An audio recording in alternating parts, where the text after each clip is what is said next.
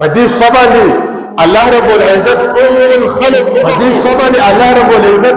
ټول مؤمنانو ته بخشش وکړو سوای دی یو څلورو کسانو نه چې الله رب العزت داوی بخشش نه کوي دا څلورو کسانو ټول بخشش وکړو دې راټیم ورکړو چې کله دا څلورو خبرو په وو باسي او دا څلور خبرې دا پریږي نو بیا الله رب العزت د مغفرت کوي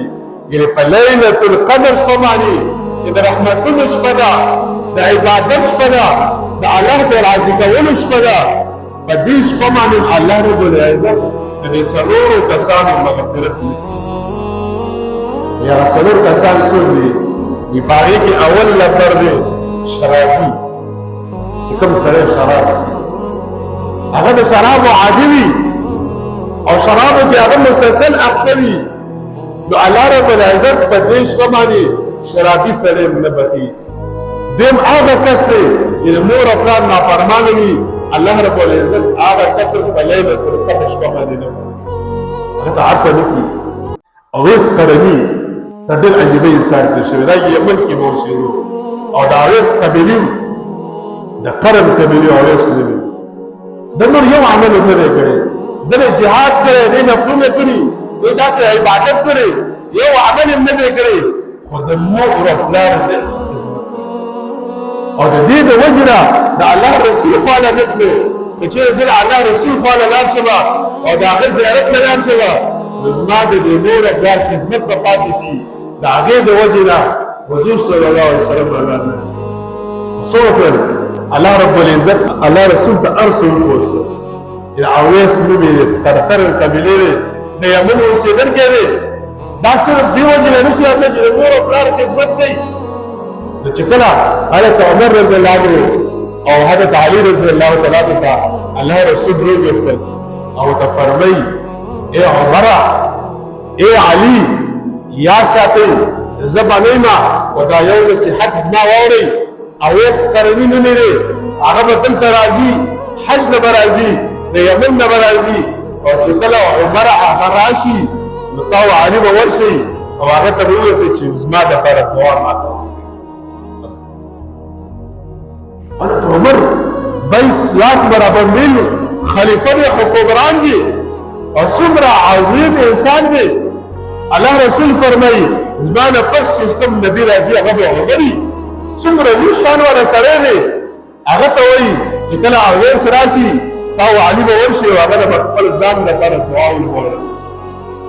د څه کړي دي د جهاد نه کړي د صرف او صرف د مور او پلار خدمت کړي دي دا دومره غټه مرتبه چې دله الله ورکړي دا مور او پلار ته خدمت ورکړي حضرت عمر چې دا واورېدل دا اویس څنګه انسان چې زه ورشم او ته یې ما ته دعا وکړه دا به کوم یو عمل کوي چې الله رسول من ته وسلوي دا به څومره الله ته نږدې انسان دی نو دا چې څوک به حج له راتلل دا به پسې ګرځېدو حضرت عمر او حضرت علي اویس څوک دی نو چا به د ځان نه پوښتل نو لږ خلک به نو یو کال ټول حاجیان یې راوستل راجم یې کړي او حضرت عمر خلیفه دی ټول یې ودرول ویې پاڅېږئ وای کوم خلک چې د یمن خلک دی هغه ودرېږي او نور کښېني نو نور ټول کېناستل د یمن خلک پاڅېدل هغه یو څو کسان بیا ورته وایي چې کوم د قرن خلک دی هغه ودرېږئ نور ټول د یمن خلک کښېني نو یو 3 کسان نور پاتې شو بیا ورته وایي ستاسو کې اویس کم یو دی حضرت عمر ورته وایي نو یو کس ورته وایي زما د تره زوی دی زما د تره زوی هغه ویریدو چې دا خو خلیفه دی